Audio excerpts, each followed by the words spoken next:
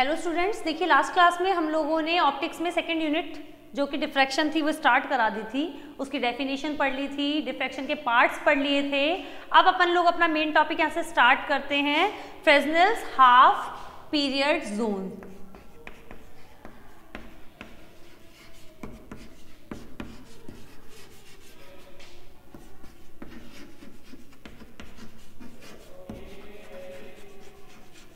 इसके बारे में आज थ्योरी थोड़ी सी बड़ी है, करनी है, बट देखिए क्या होगा इसमें फ्रेस्नेल जो थे, फ्रेनेल जो साइंटिस्ट थे, उन्होंने बताया, जिस पर डिफ्रैक्शन का एक पार्ट भी है, एक टाइप भी है, ठीक है। उन्होंने बताया कि जो भी वेव फ्रंट होता है, भले ही कोई भी हो, जनरली वो लोग प्लेन वेव फ्रंट की बात करते हैं क्योंकि वो इन्फिनिटी से आ रहा होता है, हमें नहीं पता होता वो कहाँ से आ रहा है, ठीक है। तो उसको छोटे छोटे जोन्स में डिवाइड किया जा सकता है, ठीक है। जैसे बोलते हैं ना कि अगर मान लो कोई भी काम अपन टुकड़ों में करें तो ज्यादा सही है। हम लोग अगर मानो एक यूनिट को पूरी एक ही दिन में कवर करके पढ़ ले, भाई अपन को तो निकालनी है बस, ठीक है, तो अपन चलता फिरता सा काम करेंगे। बट अगर मैं उसके 2 पार्ट आज कर लूं, टाइम है तो मेरे पास 2 पार्ट आज कर लिए, 2 कल कर लिए, 2 पार्ट मतलब टुकड़ों में कर लिया, फिर लास्ट में उसका क्या कर लिया, रिवीजन कर लिया, तो क्या होगा, अगर अपन एक दिन में वो 2 चीजें ढंग से पढ़ेंगे तो अपन को वो चीज अच्छे से माइंड में बैठ जाएगी। ऐसे 10 दिन में अगर मैंने वो चैप्टर किया, 11वें दिन मैंने उसका रिवीजन किया, मेरे लिए वो क्लियर हो गया। वही काम इन्होंने किया। फ्रेनेल ने कहा कि मान लो यहाँ पे कोई वेव फ्रंट है और यहाँ मान लो कोई पॉइंट है, उस पूरी लाइट की इंटेंसिटी हमें यहाँ पे मेजर करनी है कि पी पॉइंट पर उस लाइट से टोटल, उस वेव फ्रंट से टोटल कितनी इंटेंसिटी आई है। तो उस रिजल्टेंट इंटेंसिटी को मेजर किया गया उस प्लेन वेव फ्रंट से। तो उन्होंने देखा कि इकट्ठा ना करके उन्होंने उस प्लेन वेव फ्रंट को छोटे छोटे जोन्स में बांट दिया, जिन्हें बोला गया हाफ पीरियड जोन्स। और एक एक जोन से फिर क्या किया, उस पी पॉइंट के ऊपर इंटेंसिटी निकाली, ठीक है। तो इन्होंने क्या किया, टुकड़ों में बांट दिया। तो वो इंपॉर्टेंट है, हम लोग लिखेंगे in order to calculate the resultant intensity. पहले इसके बारे में लिखते हैं इन्होंने किया क्यों। In order to calculate the resultant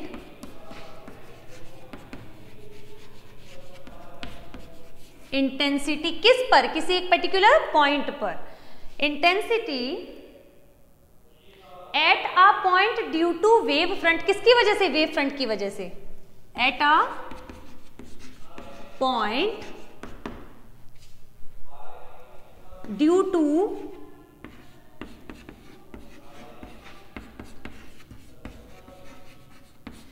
wave front, Fresnel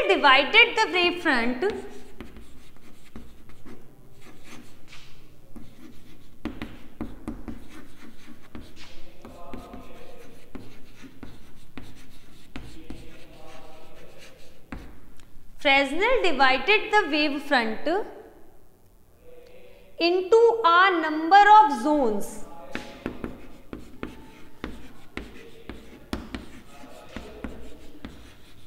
Into a number of zones called Fresnel's half period zones, called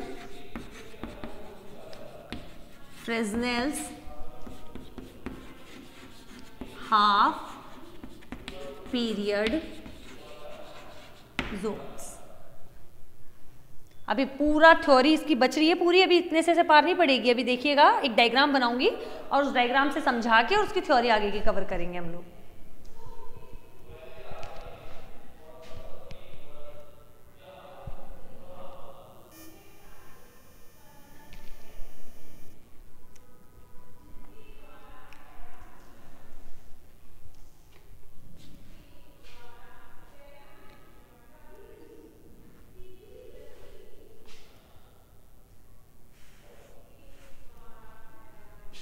pause करके लिख लिया होगा एक बार में आपने, मैं मान लेती हूँ लिख लिया होगा, फिजिक्स में मैथ में तो माना हुआ चलता है। पॉज करके लिख लिया करो, है ना वीडियो।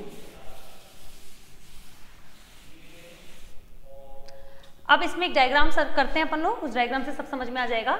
देखिए मानो ये एक प्लेन वेव फ्रंट है, ऐसे रखा हुआ है ना, तो अपन लोग 3D तो बना नहीं सकते, इसलिए ऐसे बना रहे हैं। ये प्लेन वेव फ्रंट है A, B, C, D। ये एक सरफेस है, प्लेन वेव फ्रंट है जो भी है, ठीक है। अब इससे हमें फाइनली ये P पॉइंट है, उस पर इंटेंसिटी हमें निकालनी है, रिजल्टेंट इंटेंसिटी। इसको हम लोग मान लेते हैं P से इस पे, मान लो ये वेव फ्रंट ऐसे है, इस तरह से, जैसे कोई कॉपी रखी हुई होती है ना, अभी रुको मैं बताती हूँ, 1 मिनट। ऐसे, जैसे मान लो ये वेव फ्रंट ऐसे है, ठीक है, पर अब आपको दिखाने के लिए कैसे करना पड़ेगा, इसको ऐसे बनाना पड़ेगा ना 3D में, तो ये ऐसे है, और इस पर क्या हुआ, P पॉइंट जिस पर इंटेंसिटी निकालनी है, उससे इस पर क्या डाला है, एक परपेंडिकुलर खींचा है, सीधी लाइन, वो है क्या, B, ठीक है। अब इसको क्या किया गया है, इसने कहा इसको, जो ये वेव फ्रंट है, इसको छोटे छोटे जोन्स में बांट दिया। जोन्स में कैसे बांटेगा, ये देखिए, ये P पॉइंट है ना, यहाँ पे जो कंपास है आपका रखकर, और क्या करेगा, अब 3D बनाना है, गोला बनाना है, स्फेयर बनाना है, अलग अलग वेव्स के अलग अलग रेडियस के स्फेयर्स बनाएगा। जैसे P पॉइंट पे पहला, फिर दूसरा, तीसरा, चौथा, तो क्या होंगे, ये जो स्फेयर वो बनाएगा ना 3D में, वो इसको कट करेंगे अलग अलग पॉइंट्स पर, और फिर इसके जोन्स बनेंगे। अब 3D है, इमेजिन करना है आपको सिर्फ। तो इसने क्या हुआ, छोटे छोटे जोन्स बनाएगा। पहला ये वाला, इसको इस पे काटा, ऐसे ही दूसरा इसको इस पे काटा, ऐसे ही आगे जाता जाएगा, तो n-1 इसको इस पे काटा,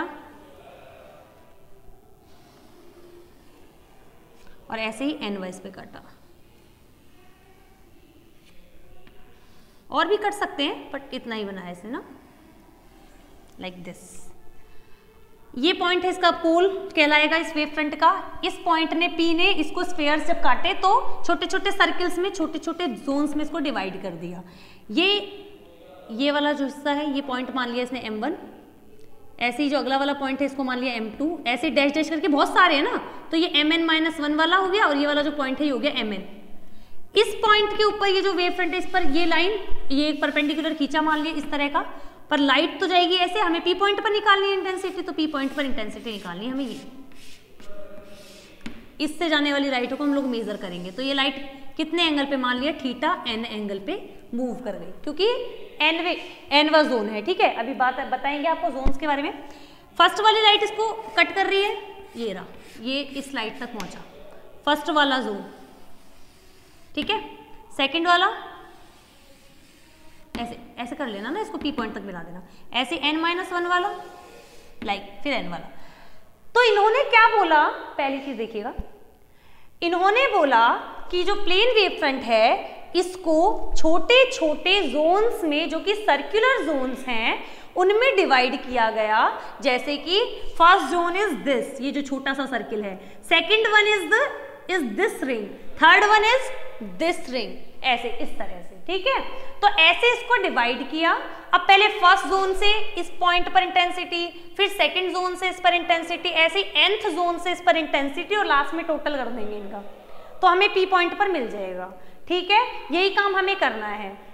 बात देखिएगा, इन्होंने एक चीज ये बोली कि जैसे मान लिया ये यहां से यहां तक B है, फर्स्ट जोन से और इसके बीच में पाथ डिफरेंस λ/2 का होगा, क्योंकि तो एक्सपेरिमेंट्स किए हुए उन्होंने।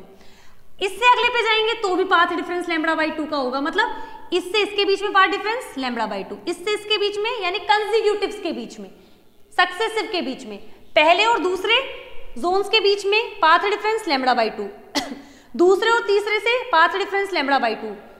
किस में, जैसे मान लो पहले है, पहले वाले से जो लाइट जा रही है P पर, और पहले वाले से लाइट जा रही है P पर मान लिया E1, और दूसरे से लाइट जा रही है E2, कौन से जोन्स से, पहले जोन्स से P पॉइंट पर लाइट जा रही है E1, सेकंड से जा रही है E2, थर्ड से जा रही है E3, फोर्थ से जा रही है E4, लाइक दिस।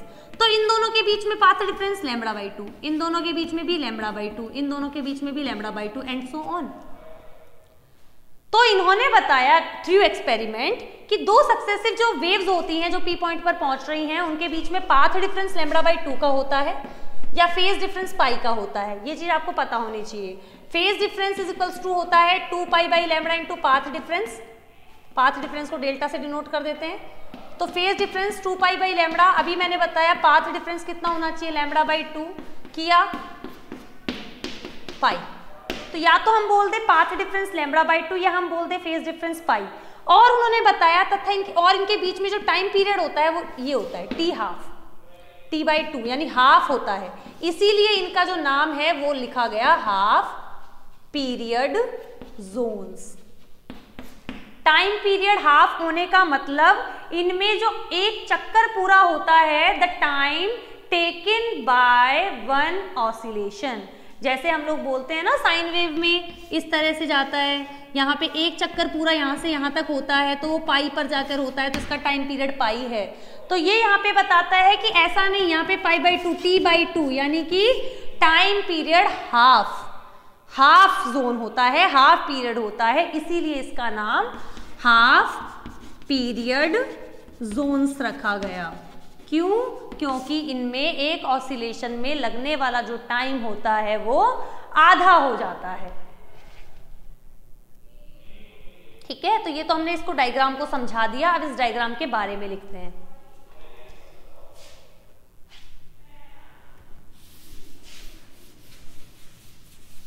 जब तक फिजिक्स में ऐसे खिचड़ी सी ना बन जाए ना, तब तक मजे नहीं आते पढ़ाने में भी। अब तुम्हें पढ़ने में आते नहीं आते ये नहीं पता। लिखो भाई, इसमें लिखेंगे let ABCD be a plane wave front,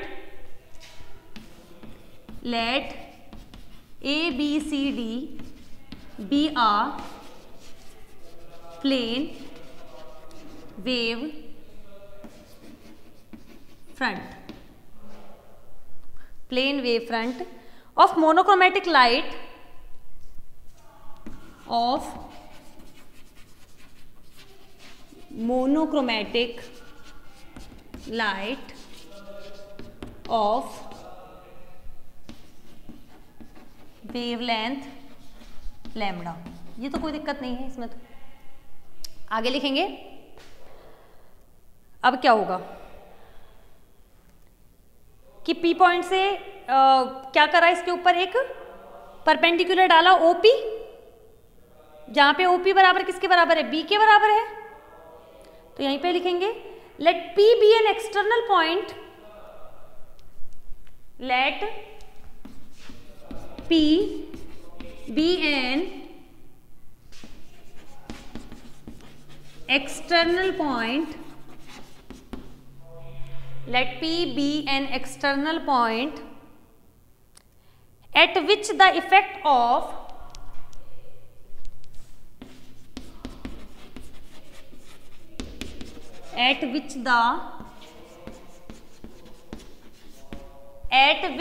effect of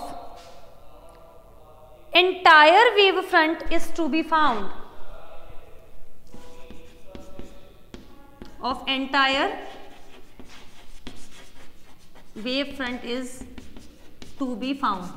इसका मतलब हमें इस P पॉइंट के ऊपर इस पूरे वेव फ्रंट का काम देखना है, यानी कि देखा जाए जनरली तो रिजल्टेंट इंटेंसिटी देखनी है।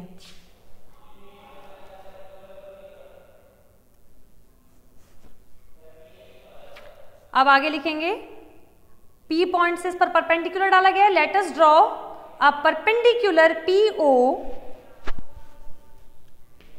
let us draw a perpendicular PO from point P। P point से क्या डाला गया है? परपेंडिकुलर डाला गया है from point P to the wave front.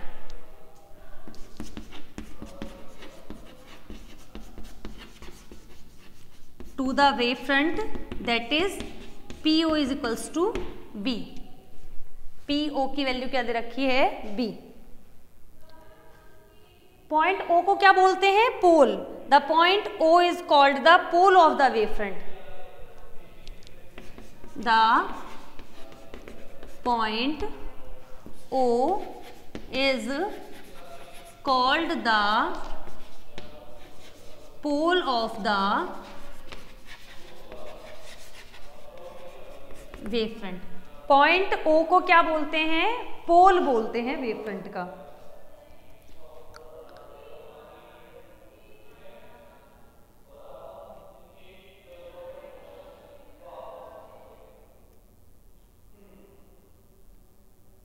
अब क्या देखना है अपन को, एक चीज बता देती हूँ मैं पहले कि यहाँ से P पॉइंट से पहले तो एक ये परपेंडिकुलर खींचा B का, अब बताया था λ/2 का, तो देखो पहले वाले में B प्लस λ/2, दूसरे में B प्लस 2 λ/2, ऐसे ही n-1 पे B प्लस n-1 λ/2 और nth पे B प्लस n λ/2। सबके बीच में पाथ डिफरेंस कितने का है, λ/2 का।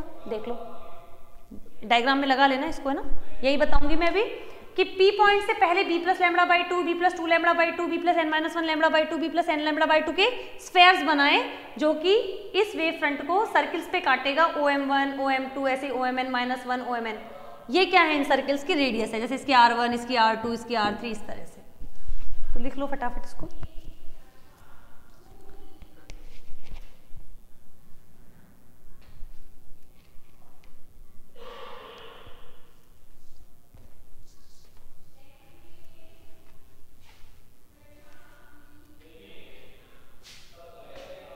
ये डायग्राम मिटा देती हूँ ना।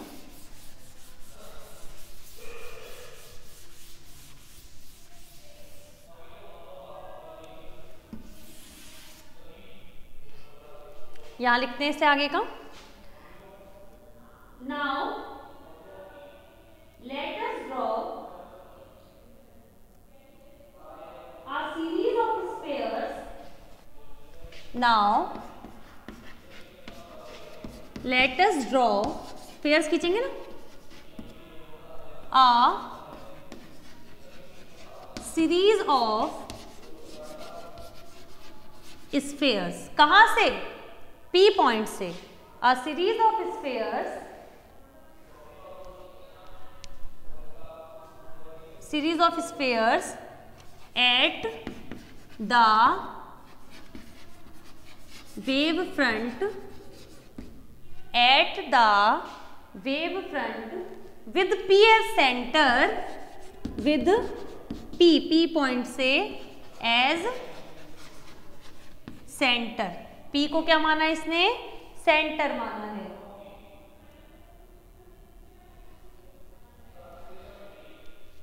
having radii equal to, क्या क्या रेडियस होनी चाहिए, पहले वाले की B प्लस λ/2, फिर B प्लस 2 λ/2, ऐसे ही B प्लस n λ/2 एक्सेट्रा। क्या बोला इसने, हम ड्रॉ करते हैं series of spheres at the wave front which with P as a centre having radii equal to this. Note करो।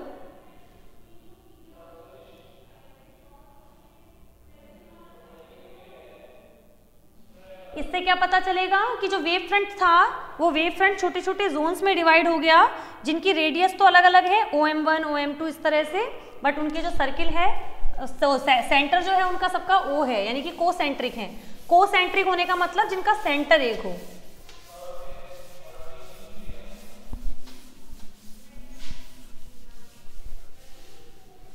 तो आगे की थ्योरी लिखते हैं हम लोग।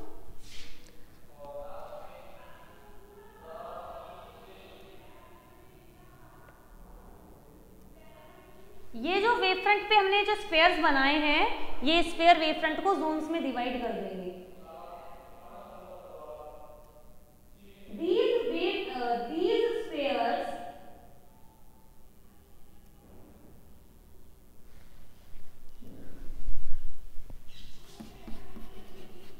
These spheres cut the wave front into zones, zones में बांट दिया। These zones are in the form of concentric circle. Concentric circle का मतलब जिनके जिनके सेंटर जो है वो सेम हो, कॉन्सेंट्रिक सर्किल। सेंट्रिक यानी कि जिनके सेंटर सेम हो। These spheres cut the wavefront into zones. These zones are in the form of concentric circles having centre O and radii OM1 equals to R1, OM2 is equals to R2, OMN is equals to Rn respectively. यही किया है जो कि diagram में किया है. OM1 की value R1, OM2 की वैल्यू R2, OMN की वैल्यू Rn. नोट करो इसको.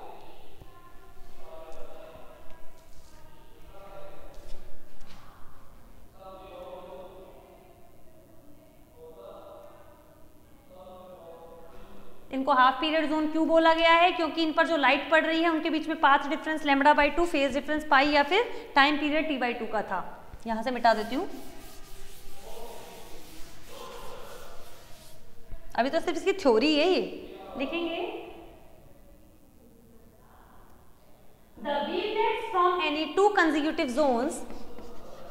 the wavelets मतलब पहला तो अपन लोगों ने ऑप्टिक्स में पढ़ा, पहले वेव फ्रंट और उससे आगे वेवलेट्स निकलती हैं. हमारे पास प्लेन वेव फ्रंट तो ऑलरेडी है, अब उससे आगे जो निकलेंगी वो वेवलेट्स होंगी.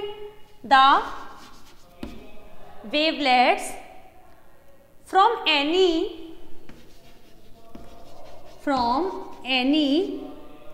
टू कंसिक्यूटिव का मतलब एक के बाद एक आने वाला, consecutive zones reach point P पे पहुंचती हैं. किसके साथ? पाथ डिफरेंस λ/2 के साथ. विद अ पाथ डिफरेंस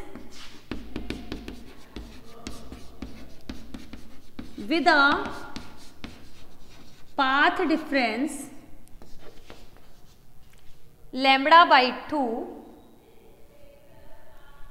और phase difference pi and time period क्या? T/2 and time period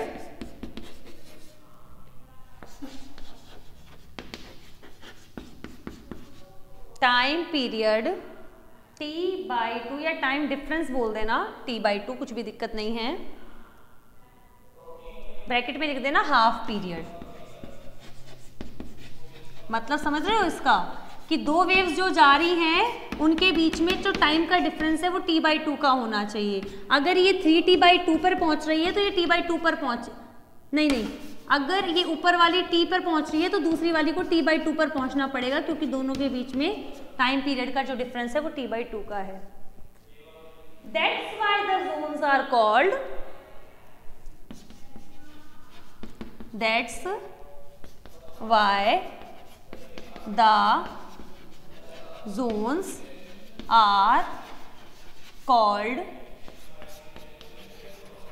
Fresnel's half period zones. बता भी दिया था ये मैंने. हाफ पीरियड जोन क्यों बोल रहे हैं? हाफ पीरियड क्योंकि इनका जो टाइम है वो भी हाफ है, T/2, इसीलिए इन्हें क्या बोला जाता है? Half period. नोट करो यहां तक.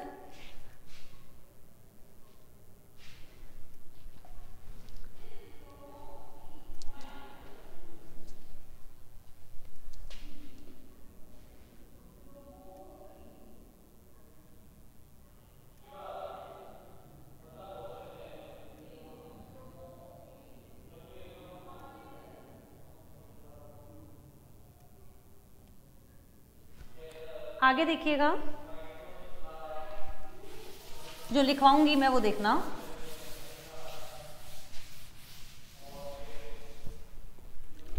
देखो जो फर्स्ट सर्किल है ना, R1 रेडियस वाला, उसको तो बोलते हैं फर्स्ट हाफ पीरियड जोन. अब फर्स्ट वाला सर्किल और सेकंड वाले सर्किल के बीच में ये वाला जो रिंग वाला पार्ट है ना, ये होता है सेकंड हाफ पीरियड जोन. यानी कि फर्स्ट वाला तो फर्स्ट है ही, सेकंड वाला कैसे बनता है? फर्स्ट और सेकंड सर्किल से.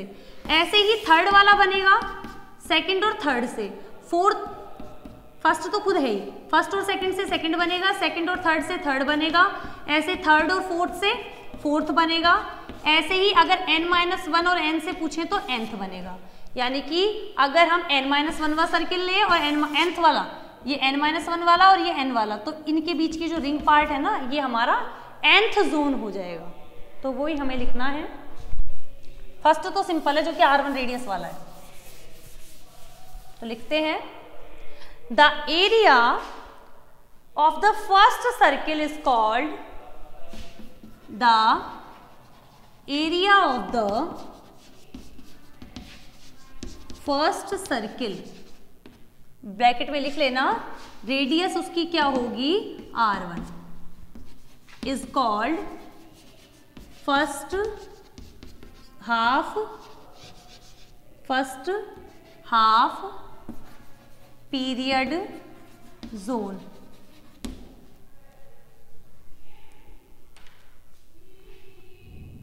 अब फर्स्ट और सेकंड की बात करेंगे उसके बारे में। द रिंग पार्ट, या इसको है ना, या तो रिंग पार्ट बोल दो सिंपल लैंग्वेज में, या एन्यूलर आर्क होता है, एन्यूलर आर्क, तुम्हारी मर्जी है, इतना टफ लिखना है तो ये लिख लो, वरना तो लिख दे रहे हैं। The ring part between the first and second circle, the ring part, और किसी को भाई बहुत अच्छा लिखना है, ऑथेंटिक एकदम, तो एन्यूलर आर्क लिख देना। The annular arc between the first and second circle is called second half period zone. Similarly, अगर n-1 और n की बात करें तो similarly the ring part between n-1 and nth circle is called similarly the ring part between n-1th and nth circle is called, the ring part between n-1th and nth circle is called nth half period zone. Note करो इसको।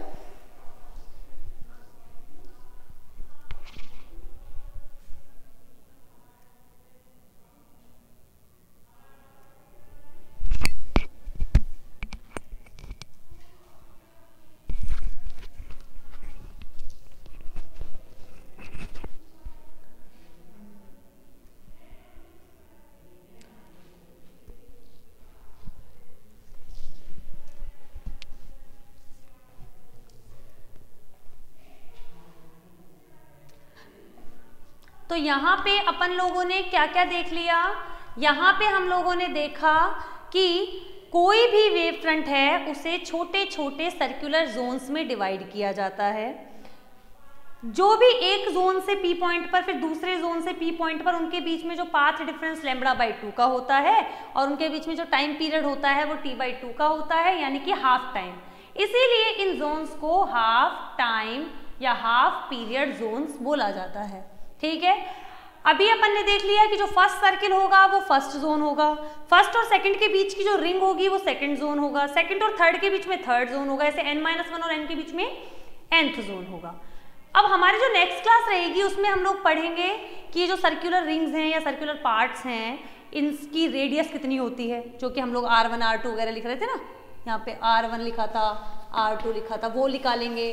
फिर हम लोग जो half period Jones हैं उनके area पे depend करेंगे कि एरिया कैसे डिपेंड करता है, रेडियस जो है वो किस तरह से वेरी करती है, चेंज होती है। उसके बाद हम लोगों ने जो एक लाइन बोली है ना कि पाथ डिफरेंस जो है वो λ/2 का होता है कंसेक्यूटिव वेव्स के बीच में, तो उस चीज को हम लोग ऐसे ही नहीं बोल रहे हैं, उस चीज को हम लोग निकालेंगे भी कि देखेंगे हम लोग कि जैसे ये जोन्स हैं तो हम लोग इस वाले सर्किल से यहाँ पहुंचेंगे, इस वाले सर्किल से यहाँ पहुंचेंगे।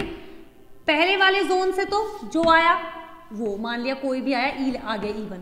फिर दूसरे वाले जोन की बात करेंगे ना तो यहाँ E2, तो इन दोनों के बीच में आप लोग देखेंगे कि जो पाथ डिफरेंस होएगा वो क्या होगा, λ/2 ही होगा। ऐसे हवा में तीर नहीं मार देते हैं कि कह दिया कि बस हाँ होगा तो होगा। तो ये चीजें जो है हम लोग नेक्स्ट क्लास में निकालेंगे, ठीक है।